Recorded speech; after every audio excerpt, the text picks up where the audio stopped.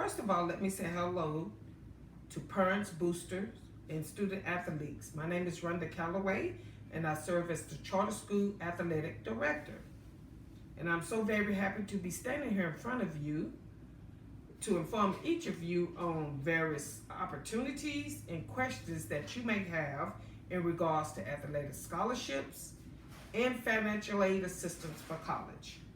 As a former high school girls coach, I can truly stand here and honestly say that this will be a milestone in the young athlete's life.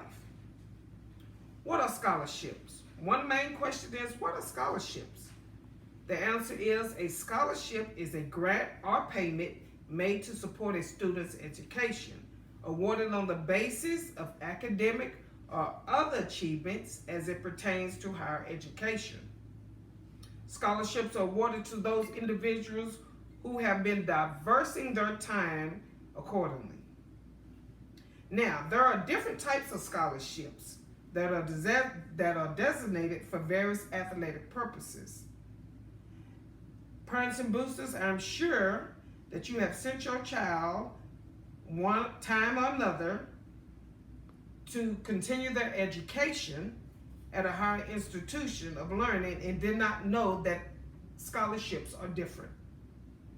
These are just a few ways that the student athlete can obtain higher learning through athletic revenue that have been set aside for these particular sports through scholarship support, as these are baseball, basketball, bowling, cross country, fencing, field hockey, football, golf, gymnastics, ice hockey, lacrosse, rolling, skiing, soccer, softball, swimming, tennis, track and field, volleyball, water polo, and last but not least, wrestling. There are 7 different types of scholarships, as I will briefly explain to you. College athletic scholarships. One of the most important things to understand is that you need to be fully informed and have the right expectation to make the best choice for you. Full ride scholarships do not happen that often. Getting a full ride scholarship, students, is assumed to be the pinnacle for the athletes in pursuit of an athletic scholarship. Unfortunately, students, there are only a few sports in division levels where this happens, with the majority of scholarships being partial scholarships. Head count. You must understand head count.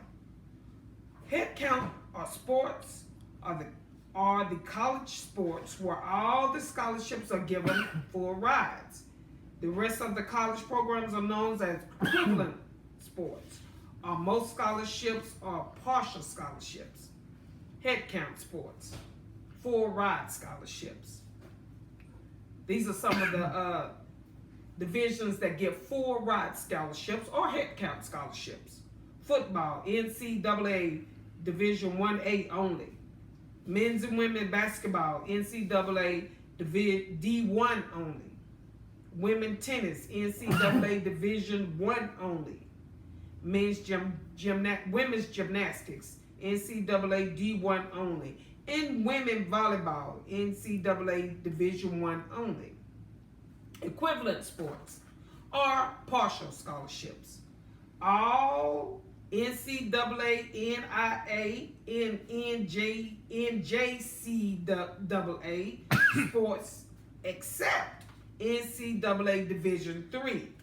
NCAA Division 3 programs do not offer athletic scholarship students, but often put together scholarship package parents that rival or beat athletic scholarships in terms of money. Those are equivalent sports, or what they call partial scholarships. Covering your bases with the athletic scholarship. Students, there are questions that you may be asking yourself. And that's okay, because it's good to cover all bases as it evolves around your future. Listen, students, it is important to have open open communication with your coaches about the nature of your scholarship agreement and how secure your scholarship is. Scholarships are 1-year deals and need to be renewed each year, parents. Here are some areas to cover with coaches when discussing scholarships. Question number 1. You may want to write this down so when you're in the presence of your future college, you'll be able to ask these questions. Question number 1. What happens if I get injured? Very good question. In the top college programs, the competition level is so high that oftentimes coaches don't have the ability to hold scholarships for injured players. Sometimes athletes prefer the security of smaller programs, parents, where they know if they get hurt, they're still getting their education paid for. And this is what we call what happens if you get injured. Second, what if I get better? And some students do get better. Some athletes do get better. It is very common on equivalent sports or partial scholarships for coaches to bring freshman athletes in as walk-ons or on very small partial scholarships. Then based on their performance, parents, coaches will give more scholarship money. This is important conversation to have with coaches early. You will want to know what kind of scholarships they give to their best players, parents. Number 3, what kind of support will I get? This is very important, students. Getting a scholarship can be a great relief when faced with the enormous cost of college, but the expectations on your time are equally large, and you will want to be sure to get some sort of academic support as you will be traveling and missing class often. Number 4, is the coaching staff going to stay? That's another important question. One of the most difficult times for a student athlete to go through is coach changing. Each coach brings in a whole new staff, style of program, and recruits.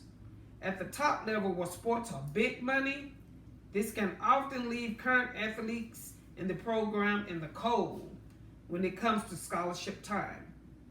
Be sure the coach and staff are planning on staying at the school you choose.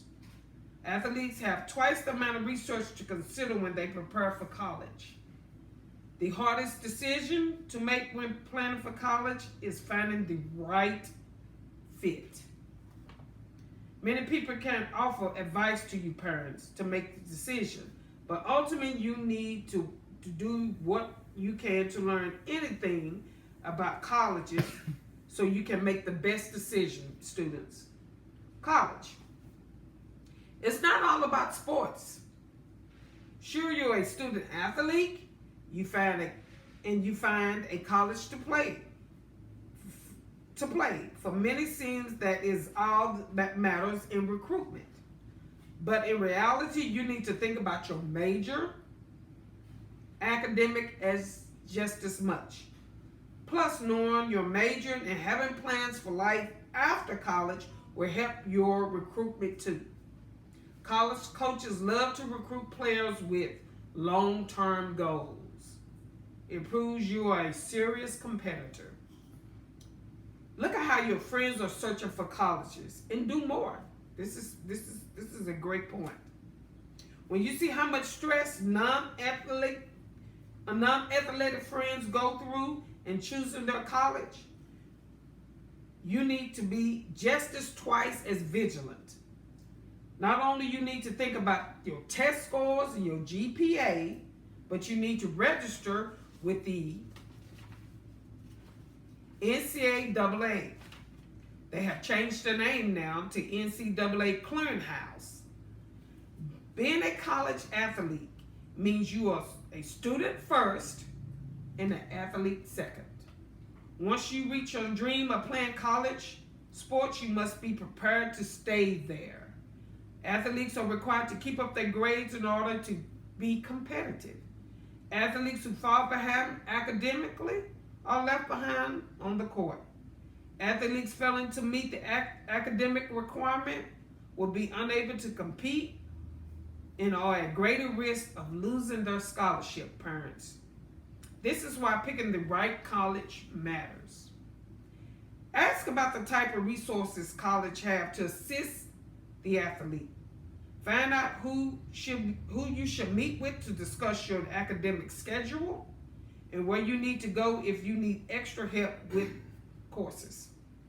Don't just focus on team questions when you're talking to your coaches. Sure, it's important to know what to expect of you on the field, but knowing how the athletic department will be supportive of you as a student athlete will help you understand what you need most in college to be successful. Now, in concluding, parents and students, I hope that the information shared with you today has given each of you a little more understanding about athletic funding and scholarship opportunities. If I can be of any assistance, I will be available for questions and answers at the close of this session.